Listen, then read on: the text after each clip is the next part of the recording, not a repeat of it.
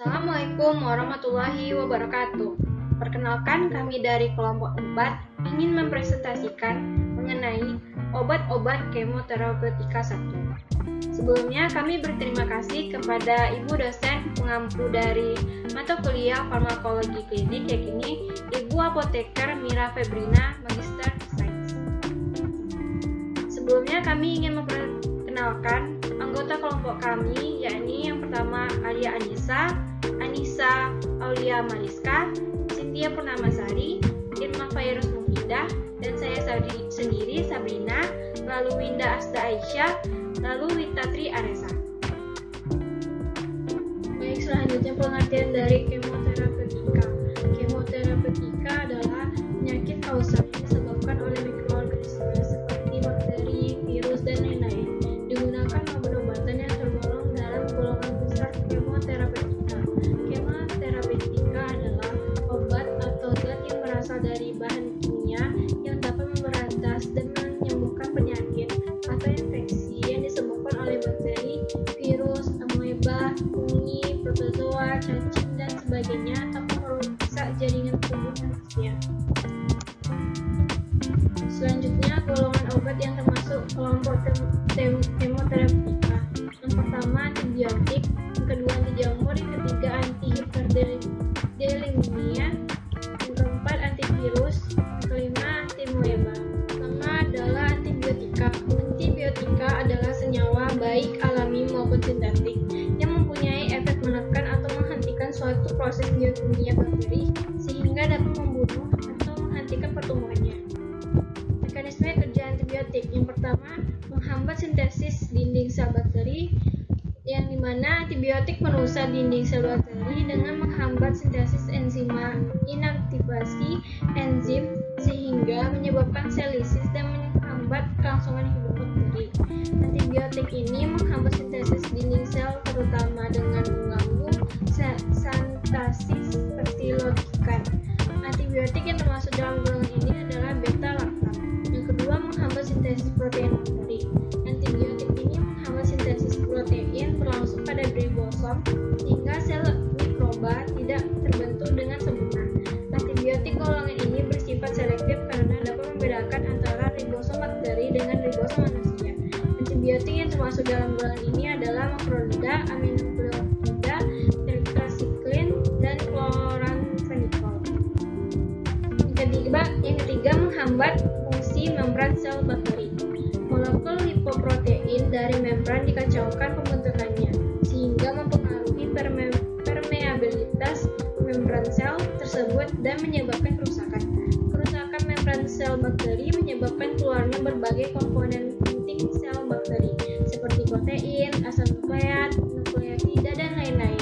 Antibiotika yang bekerja dengan cara seperti ini adalah kelompok polipeptida dan senyawa imidazol. Yang keempat, menghambat sintesis dinding sel bakteri. Antibiotik ini menghambat transkripsi dan replikasi asam nukleat pada inti DNA dan RNA sehingga sel bakteri yang tidak berkembang. Antibiotik yang termasuk dalam golongan ini adalah quinolone, rifampicin, actinomycin D, asam nalidiksat, linfosanid, metronidazol. Terdapat obat-obatan yang menjadi saingan kerja zat penting dalam sel bakteri untuk melakukan proses metabolisme, sehingga fungsi zat-zat penting dalam sel bakteri tersebut tergantikan oleh obat-obat tersebut dan membuat metabolisme sel bakteri terhenti. Obat yang termasuk dalam tersebut ialah sulfonamida, trimethoprim, VAS, dan INH. Selanjutnya, pengelompokan obat antibiotik. Yang pertama, berdasarkan mekanisme kerjanya terhadap bakteri. Yang pertama, bakterisida, yaitu obat yang pada dosis lazimnya berkhasiat untuk mematikan kuman, misalnya penisilin, cephalosporin, polipeptida, rifampicin, quinolone, aminoglycosida, INH, dan cotrimazole. Lalu yang kedua, bakteriostatika, yaitu obat yang pada dosis lazimnya berkhasiat menghentikan pertumbuhan dan perkembangbiakan bakteri. Sedangkan pemusnahan selanjutnya dilakukan oleh tubuh sendiri secara fagositosis. Contohnya sulfonamida, chloramphenicol, tetracycline, makrolida, lincomycin, dan asam fusidat. Yang kedua, berdasarkan luas aktivitasnya. Banyak sedikitnya jenis bakteri gram positif atau gram negatif yang mati. Yang pertama, Antibiotika narrow-spectrum atau aktivitas sempit. Obat ini aktif terhadap satu atau beberapa jenis bakteri saja, bakteri gram positif atau bakteri gram negatif saja. Contoh bakteri gram positif ini penicillin G, penicillin V, erythromycin, paramycin, clindamycin, asalfoxida. Lalu yang kedua, bakteri gram negatif yakni streptomycin, gentamicin, polymyxin B, dan asam nalidiksat. Yang kedua, antibiotika broad spectrum atau aktivitas luas. Obat yang berkhasiat terhadap semua jenis bakteri, baik bakteri gram maupun positif maupun negatif, antara lain ampicillin, cephalosporin, tetracycline, riboflavin, dan chloramphenicol. Yang pertama, golongan penicillin. Golongan penicillin merupakan antibiotik pertama yang ditemukan oleh Alexander Fleming pada tahun 1928 di London. Dikembangkan oleh Florey untuk penggunaan sistemik dengan menggunakan biaya Penicillium notatum.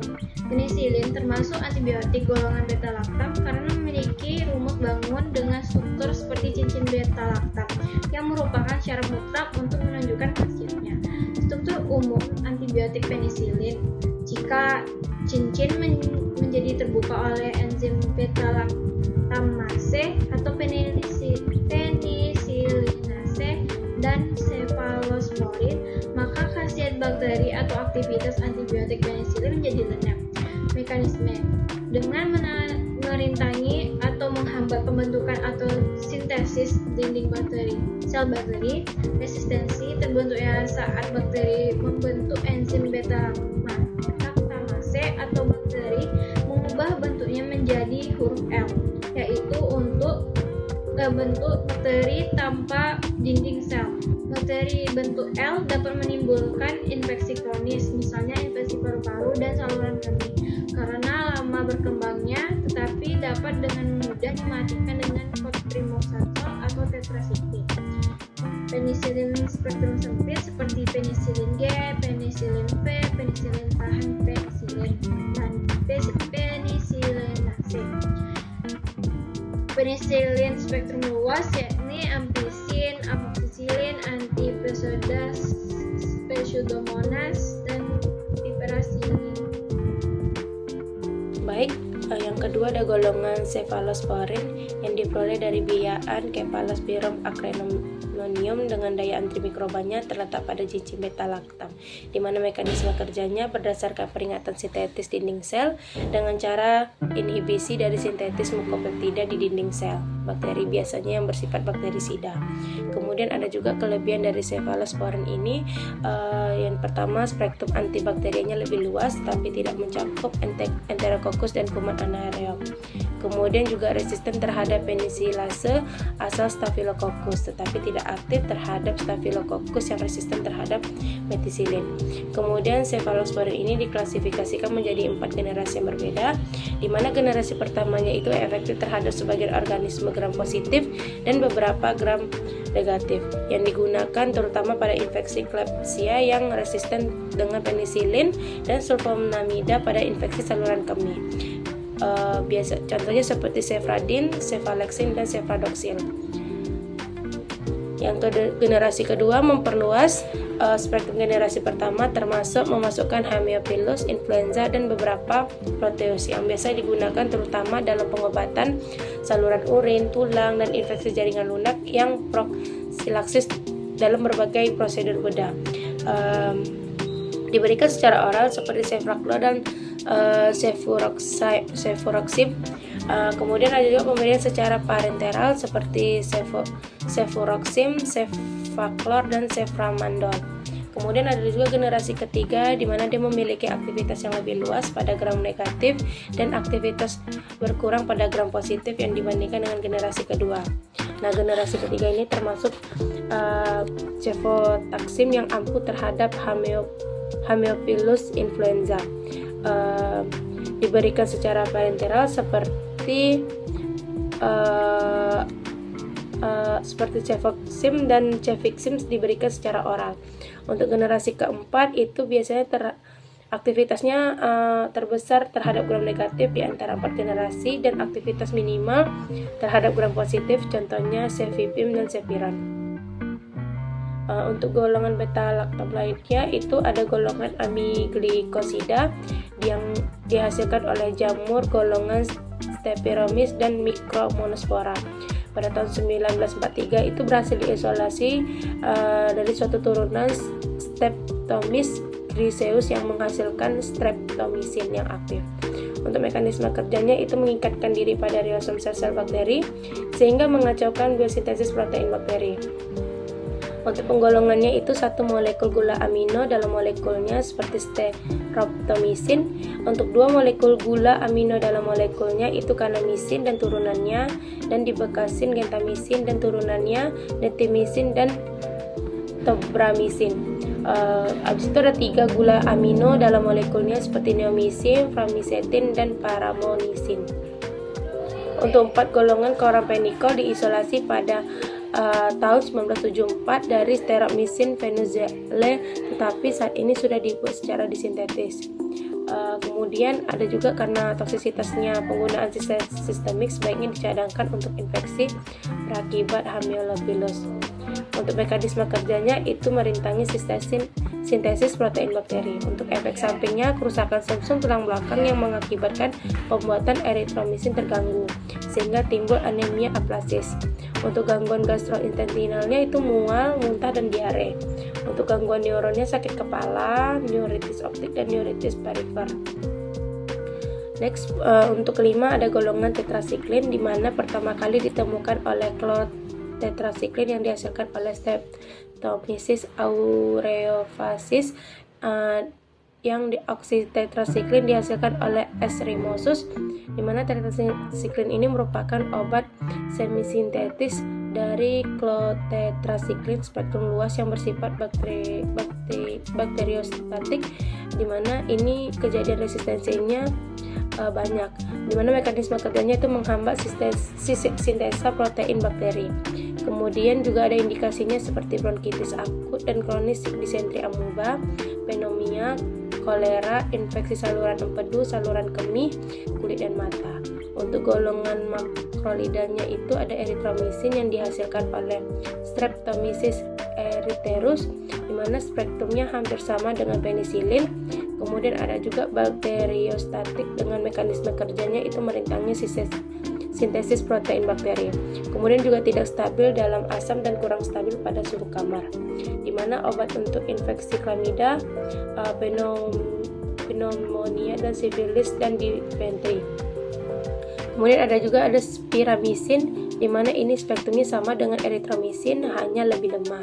Kemudian juga ada daya penetrasinya ke jaringan mulut, di mana tenggorokan dan saluran pernafasannya lebih baik dari eritromycin, claritomycin. Kemudian efektivitasnya sama dengan eritromycin pada infeksi saluran napas bawah. Kemudian ada zitromycin, di mana kadar dalam darah dan jaringan lebih tinggi dari eritromycin. Kemudian ada juga tiromycin, di mana dia tahan asam, kemudian juga absorpsinya lebih baik daripada eritromycin. Kemudian efek sampingnya ringan dan sering dilaporkan terjadi reaksi alergi.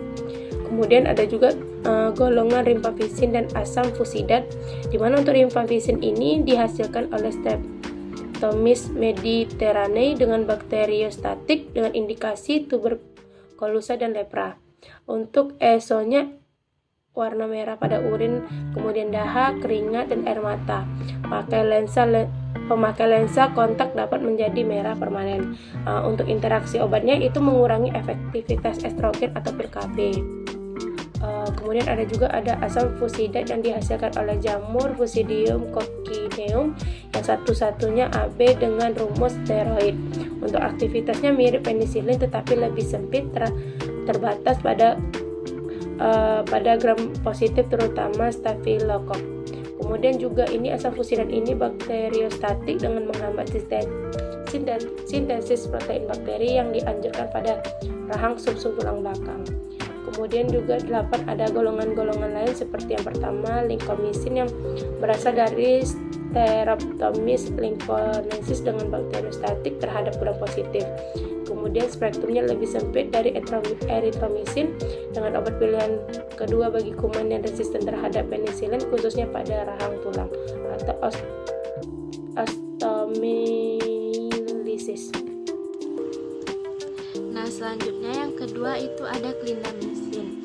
Clindamycin ini merupakan derivat lincomycin. Sifat dan penggunaannya sama dengan lincomycin. Khasiatnya lebih kuat dan banyak digunakan sebagai lotion untuk jerawat. Yang ketiga, golongan quinolon. Golongan quinolon ini dapat menghambat pembentukan DNA kuman.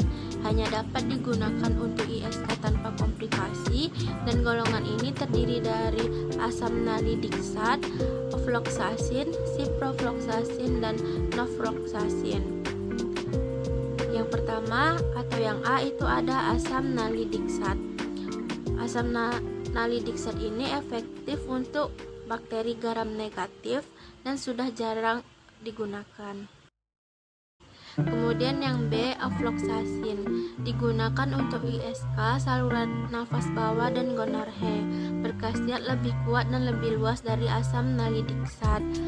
Kontraindikasinya untuk pasien epilepsi, gangguan fungsi hati dan ginjal, wanita hamil, dan menyusui.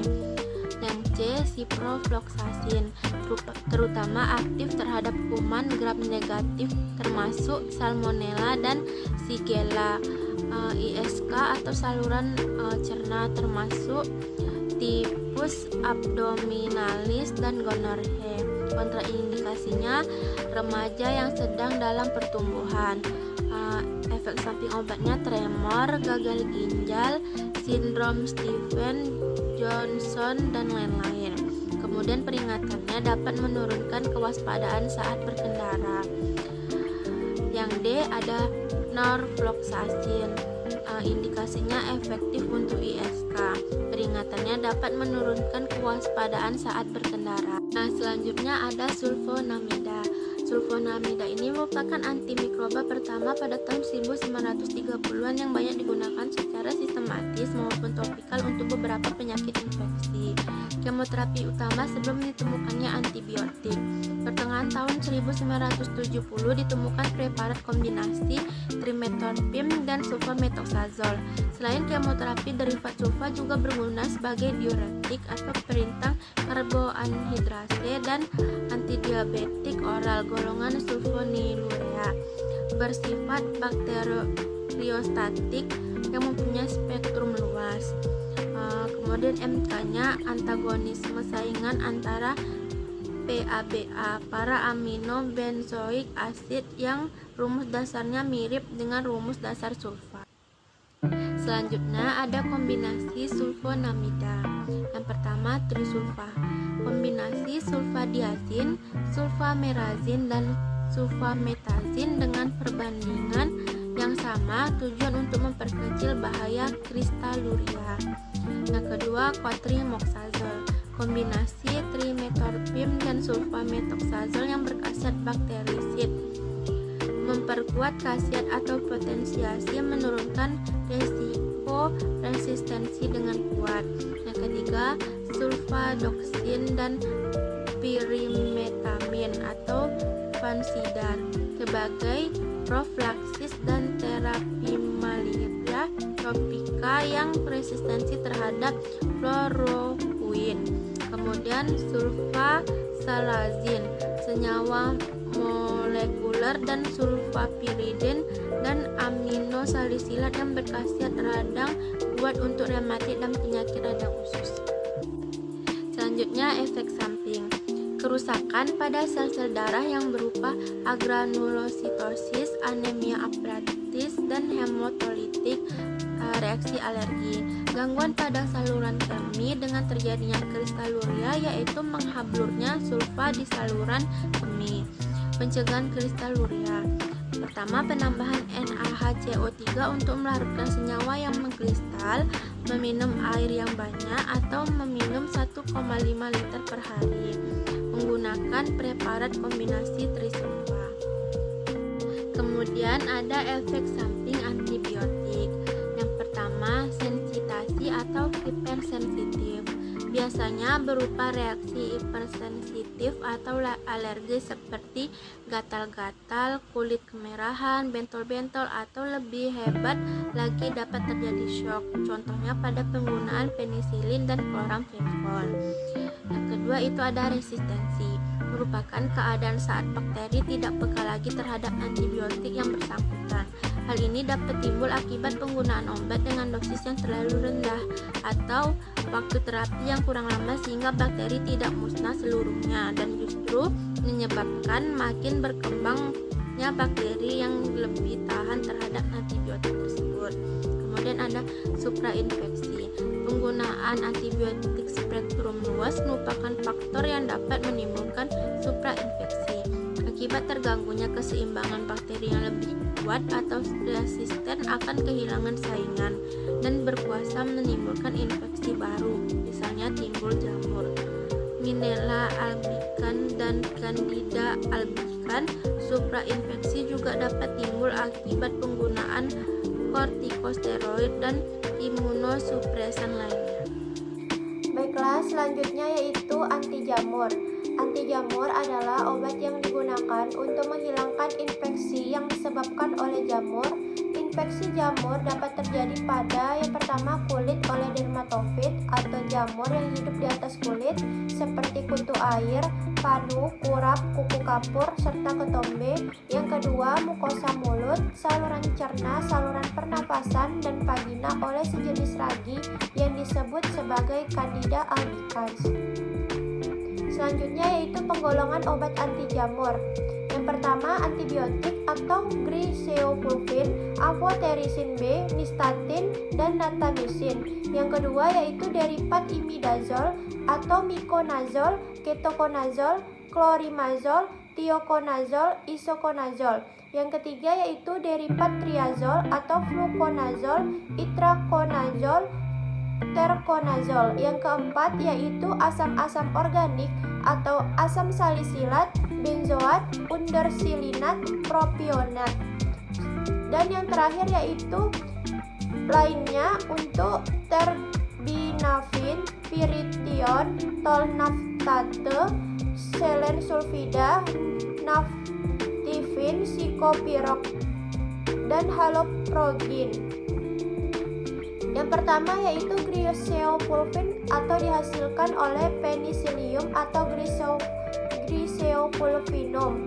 Indikasinya sebagai infeksi dermatofitosis kulit kepala, rambut, dan kuku bila terapi topikal gagal. Yaitu efek sampingnya bisa menyebabkan sakit kepala, mual, dan muntah, dan untuk sediaannya yaitu tablet 125 mg. Yang kedua yaitu nystatin atau berasal dari Streptomyces morseyi dengan indikasi kandidiasis atau stomatitis sariawan pada mulut. Efek sampingnya yaitu mual, muntah, diare, atau diberikan per oral. Sediaannya yaitu tablet 5000 UI. Yang ketiga yaitu amphotericin B atau dihasilkan oleh Streptomyces nodosus dengan indikasi kandidiasis intestinal dengan efek samping gangguan fungsi hati dan sediaannya yaitu 50 mg per vial. Yang keempat adalah asam salisilat dengan asam organik berkhasiat fungisida dalam konsentrasi 3-6%, juga bersifat keratolitik, melarutkan lapisan tanduk kulit, konsentrasinya yaitu 5-10% dengan sediaan ungwentum wet valve. Yang kelima yaitu miconazol dengan indikasi terapi topikal tenpedis kandidiasis kulit dengan efek samping rasa terbakar, kemerahan dengan sediaan krim serbuk warna putih. Yang keenam yaitu ketoconazol dengan indikasi kandidiasis mukosa resisten yang kronis, mukosa saluran cerna. Efek sampingnya yaitu mual, muntah, nyeri perut, sakit kepala, dan sediaannya tablet 200 mg. Yang ketiga yaitu ada antihiperlipidemia. Hiperlipidemia adalah kondisi kelebihan lemak yang tingginya kadar kolesterol dan trigliserida darah. Hiperlipidemia biasanya tidak menunjukkan gejala sehingga baru ditemukan bersamaan dengan evaluasi penyakit aterosklerosis, penyakit arteri koroner, pankreatitis, infark miokard, dan stroke. Beberapa penelitian menunjukkan hubungan langsung antara hiperlipidemia dengan prevalensi penyakit arteri koroner. Baiklah, selanjutnya yaitu lemak di dalam darah terdiri dari kolesterol, trigliserida, fosfolipid. Lipid di dalam tubuh manusia terdiri dari lemak netral yang juga dikenal sebagai trigliserida, fosfolipid, kolesterol, dan asam lemak bebas. Kolesterol, trigliserida, dan fosfolipid berkaitan dengan protein khusus yang bernama apoprotein menjadi kelompok lemak protein atau lipoprotein. Ikatan itulah yang menyebabkan lemak bisa larut, menyatu, dan mengalir di peredaran darah. Sifat lipid yang tidak larut air membawa permasalahan tersendiri mengenai pengangkutannya. Untuk mengatasi tubuh membentuk suatu kompleks antara lipid yang bersifat nonpolar, yaitu trigliserid dan ester kolesterol, yang terletak di bagian inti dengan lipid yang bersifat amfifatik, yaitu fosfolipid dan kolesterol, dan molekul protein yang terletak di bagian permukaannya. Kompleks ini dapat larut dalam air yang dikenal dengan lipoprotein. Selanjutnya yaitu berikut adalah tabel karakteristik dari lipoprotein. Yang pertama itu ada HDL atau high density lipoprotein. Densitasnya itu 12,1 sampai 1,063. Lipid utamanya yaitu ester kolesterol, diameternya 7,5 sampai 10,5 mm. Apolipoprotein menurut urutan yang terpenting yaitu ada A1, A2, dan C dan E. Kemudian ada LDL yaitu low density lipoprotein, densitasnya yaitu 1,063 sampai 1,019. Lipid utamanya yaitu ester kolesterol, diameternya sekitar 21,5. Apolipoprotein menurut urutan yang terpenting yaitu B100. IDL yaitu intermediate density lipoprotein, densitasnya yaitu 1,019 sampai 1,006. Lipid utamanya yaitu ester kolesterol dan trigliserid, diameternya 25 sampai 30. Apolipoprotein menurut urutan yang terpenting yaitu B100, C dan E. Kemudian ada FLDL yaitu very low density lipoprotein, densitasnya kecil dari 1,006. Lipid utamanya trigliserid, diameternya 39 sampai 100 mm. Apolipoprotein menurut urutan yang terpenting yaitu B100, C, E, B48, A1, A2 dan A4. Kemudian ada kilomikron, densitasnya kecil dari 1,006. Lipid utamanya trigliserid, diameternya 60 sampai 500 mm. Apolipoprotein menurut urutan yang terpenting yaitu B100, C, E, B48, A1, A2 dan A4. Kemudian yang terakhir ada lipoprotein tipe A, densitasnya 1,04 sampai 1,08. Lipid utamanya ester kolesterol, diameternya 21 sampai 30. Apolipoprotein menurut urutan yang terpenting yaitu B100 dan lipoprotein tipe A. Selanjutnya yaitu ada klasifikasi dari tipe hiperlipidemia. Yang pertama ada tipe 1. Tipe 1 sangat jarang dikarakteristik dengan tingginya kilomikron dan trigliserida di dalam darah. Tipe ini merupakan penyakit genetik karena kekurangan enzim lipoprotein lipase atau APO C2 yang merupakan kofaktor untuk enzim LPL atau lipoprotein lipase, sehingga menyebabkan ketidakmampuan pembersihan kilomikron dan very low density lipoprotein trigliserida dari darah secara efektif. Kemudian ada tipe 2. Tipe ini ditandai dengan peningkatan LDL atau low density lipoprotein yang merupakan kondisi awal ataupun kelanjutan dari kondisi hiperlipidemia lainnya. Hiperlipoprotein primer disebabkan oleh beberapa kondisi genetik, sedangkan hiperlipoprotein sekunder dapat disebabkan oleh endokrinopati yaitu hipotiroid, hipopituitari, diabetes mellitus, dan biasanya dapat pulih dengan terapi hormon. Kemudian tipe 2 terdiri atas 2 tipe lagi, yaitu hiperlipidemia tipe 2A dan tipe 2B. Tipe 2A ditandai dengan tingginya kadar LDL di dalam darah, tapi kadar very low density lipoproteinnya normal. Tipe ini dapat disebabkan beberapa kondisi genetik, yaitu hiperkolesterol familial, defektif apolipoprotein B familial, dan hiperkolesterolemia poligenik. Kemudian ada tipe 2B, ditandai dengan tingginya kadar LDL dan FLDL, yaitu low density lipoprotein dan very low density lipoprotein, kolesterol dan trigliserida dalam darah. Tipe ini disebut kombinasi hiperlipidemia familial. Penyakit ini disebabkan karena meningkatnya produk hepatik apoprotein B, yaitu merupakan protein utama pada LDL dan FLDL. Tipe 3 karakteristiknya yaitu meningkatnya kadar IDL atau intermediate density lipoprotein dan very low density lipoprotein remnant. Tipe ini terkait dengan abnormalitas pada apoprotein tipe E, yaitu merupakan petanda pengenalan oleh reseptor-reseptor sel hati untuk menghilangkan kilomikron remnant, dan ketidaksempurnaan konversi very low density lipoprotein dalam plasma dan terjadi peningkatan kadar IDL atau intermediate density lipoprotein.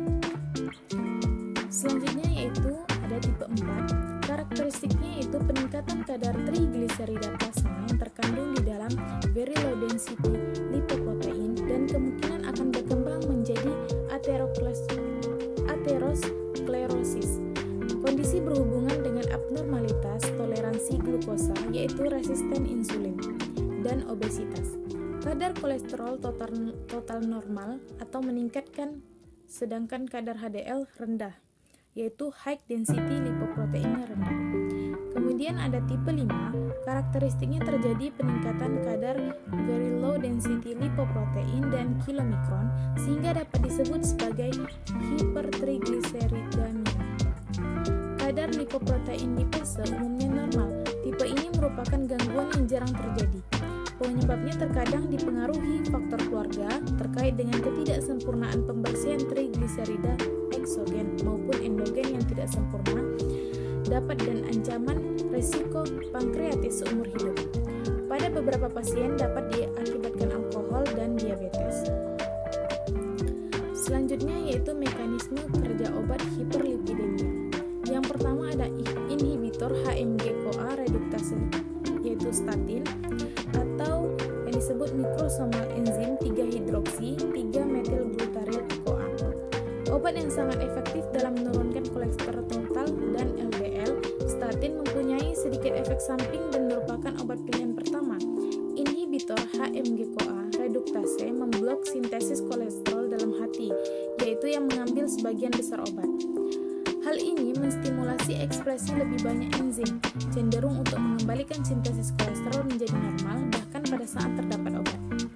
Akan tetapi, efek kompensasi ini tidak lengkap dan pengurangan kolesterol dalam hepatosit menyebabkan peningkatan ekspresi reseptor LDL atau low density lipoprotein yang meningkatkan kebersihan kolesterol dari plasma. Statin menurunkan kolesterol plasma, terutama dengan meningkatkan jumlah reseptor low density lipoprotein, adalah kegagalan obat untuk bekerja pada pasien dengan hiperkolesterolemia familial homozigot, yaitu yang tidak mempunyai reseptor low density lipoprotein. Baiklah, selanjutnya akan dilanjutkan dengan penyaji berikutnya.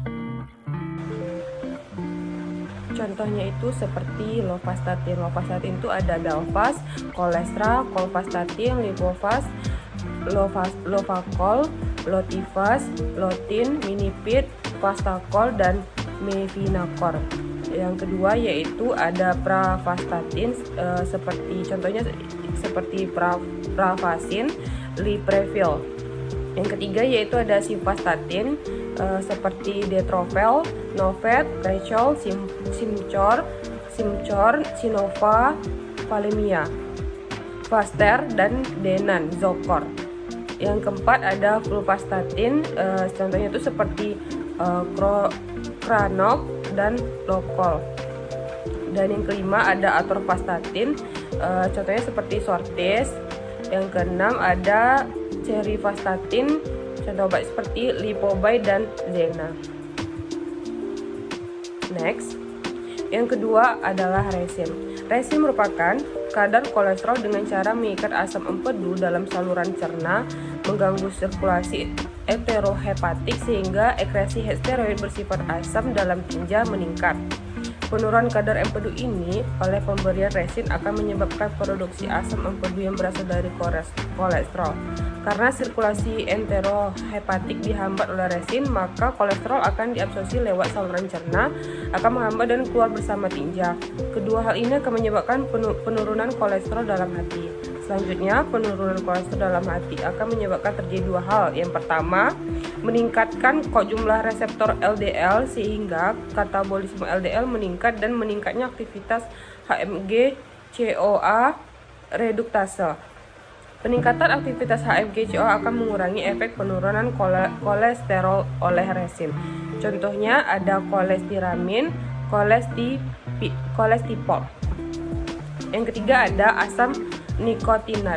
Asam nikotinat itu merupakan obat yang mengurangi pelepasan VLDL dan kemudian menurunkan trigliserida plasma sekitar 30-50%. Akibat nikotinat juga menurunkan kolesterol sebanyak 10-20% dan meningkatkan HDL.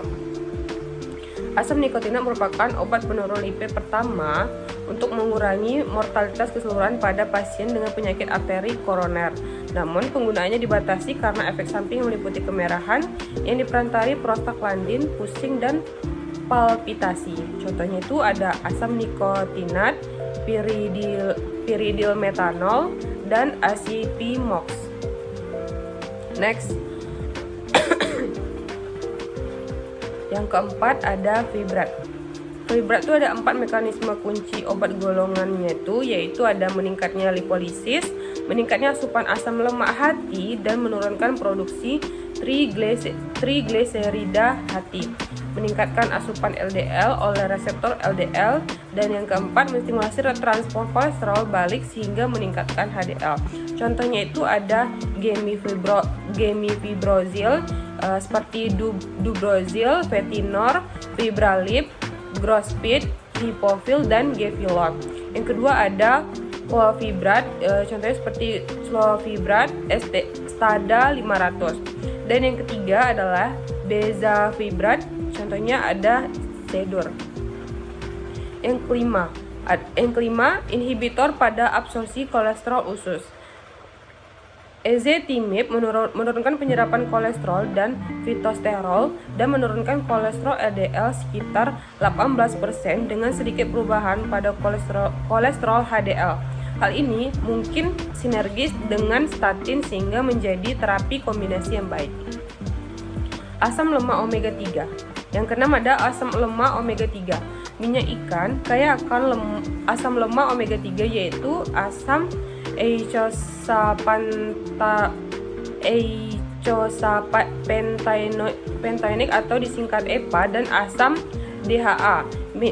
Minyak ikan menurunkan sintesis VLDL, dengan demikian dapat juga menurunkan kadar kolesterol.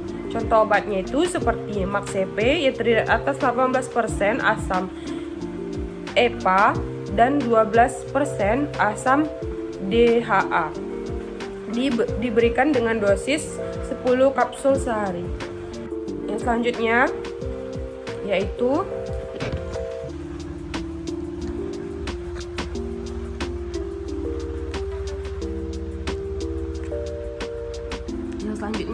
obat-obat antihiperlipidemia. Yang pertama ada kolesteramin, ada clofibrat, ada gemfibrozil, neomycin, dan sulfat asam nikotinat. Cara kerja dari kolesteramin ini ada mengikat asam empedu. Indikasinya ada tipe 2A dan tipe 2B. Efek sampingnya yaitu saluran cerna, konstipasi, steator, kulit merah, iritasi lidah, dan perianal.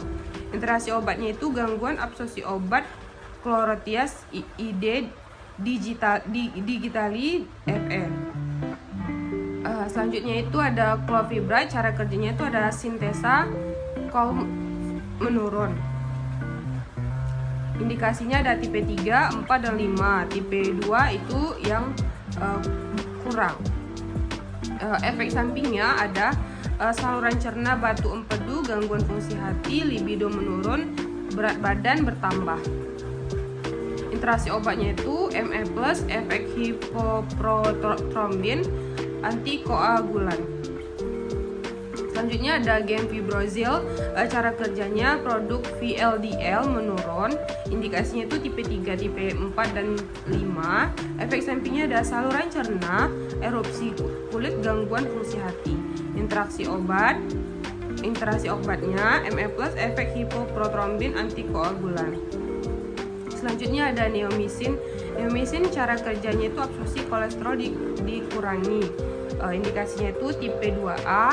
Efek sampingnya itu saluran cerna, kolik usus, kerusakan ginjal, telinga, bilah 4. Yang selanjutnya interaksi obatnya sinergis dengan antikoagulan. Dan yang terakhir ada sulfat asam nikotinat.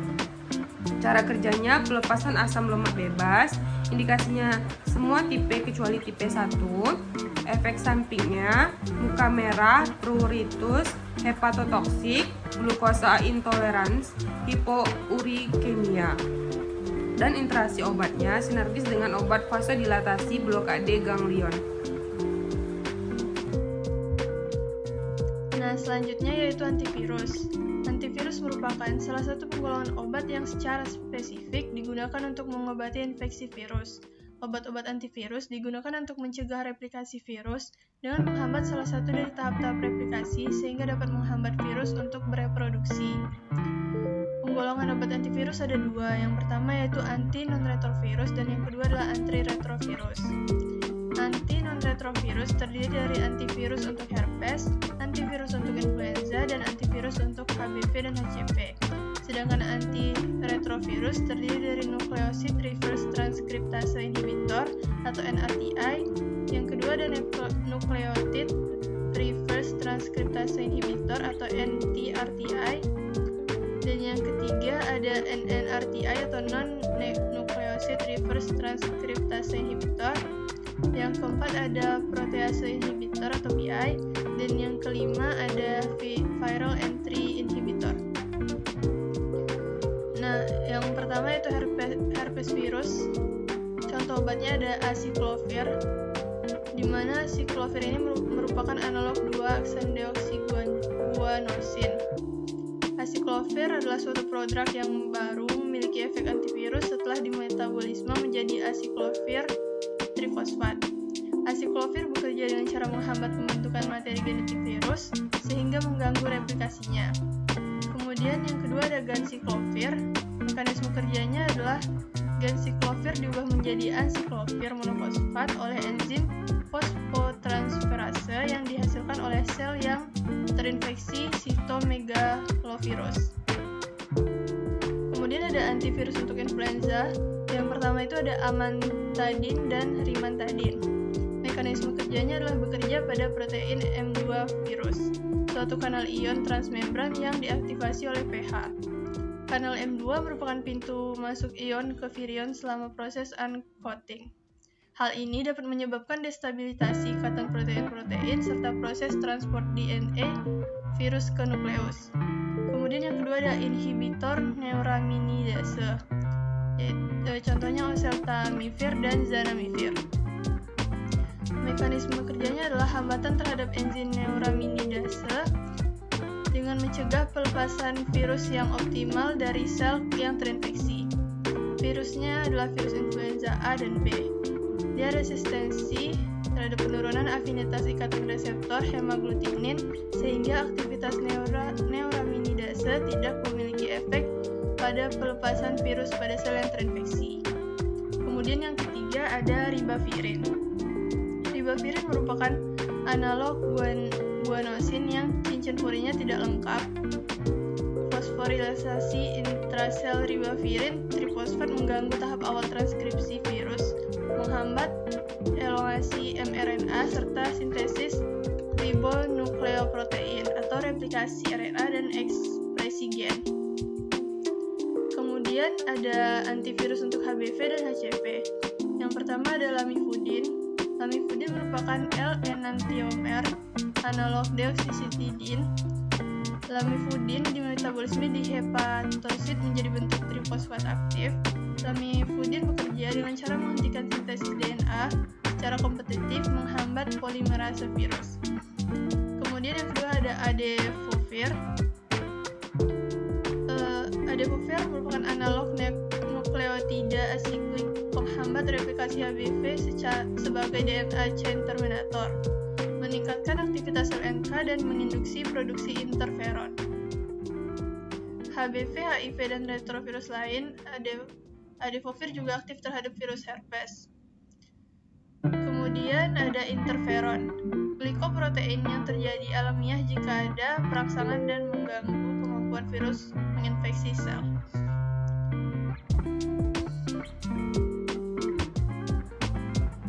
Selanjutnya, golongan obat antiretrovirus. Yang pertama ada nukleosid reverse transkriptase inhibitor. Yang pertama ada zidofudin dengan mekanisme kerja menghambat enzim reverse transkriptase virus. Setelah gugus azidotimidin atau AZT pada zidofudin mengalami fosforilasi, gugus AZT 5 aksen monofosfat akan bergabung pada ujung 3 aksen rantai DNA virus dan menghambat reaksi reverse transkriptase. Resistensinya mutasi pada enzim reverse transkriptase. Spektrum aktivitasnya ada HIV1 dan 2. Yang kedua ada idanosin dengan mekanisme kerja menghentikan pembentukan rantai DNA virus. Resistensi terhadap idanosin disebabkan oleh mutasi pada reverse transkriptase. Spektrum aktivitasnya ada HIV1 dan 2.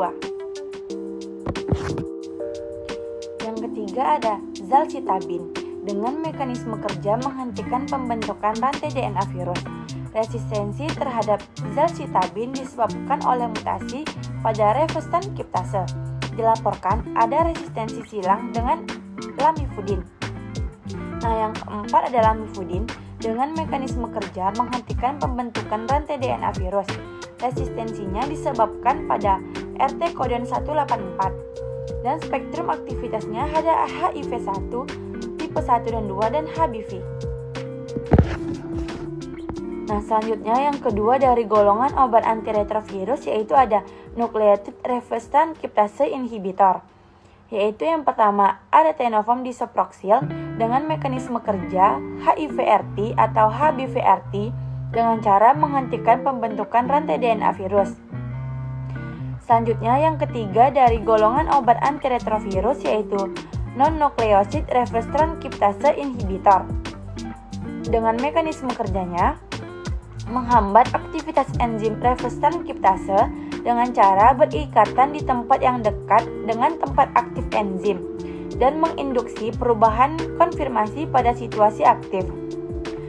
Semua senyawa NNRTI dimetabolisme oleh sitokrom sehingga. Nah, selanjutnya yang keempat dari golongan obat antiretrovirus yaitu ada protase inhibitor atau PI. Yaitu ada saquinavir dengan mekanisme kerja. Saquinavir bekerja pada tahap transisi merupakan HIV protease peptidomimetic inhibitor. Yang kelima dari golongan antiobat retrovirus yaitu viral entry inhibitor, yaitu ada enfuvirtide dengan mekanisme kerja menghambat masuknya HIV1 ke dalam sel dengan cara menghambat fusi virus ke membran sel. Nah, selanjutnya anti-amuba. Anti-amuba bekerja sebagai amubisid, yaitu membunuh amuba untuk mengobati amoebiasis. Berdasarkan tempat kerjanya, anti-amuba yang dipasarkan di Indonesia adalah anti-amuba yang bekerja pada lumen usus dan jaringan, yaitu metronidazole dan turunannya seperti tinidazole, nimorazole, dan ornidazole. Baik, segitu saja materi yang bisa kami sampaikan. Apabila kami ada salah kata ataupun perbuatan, kami mohon maaf. Assalamualaikum warahmatullahi wabarakatuh.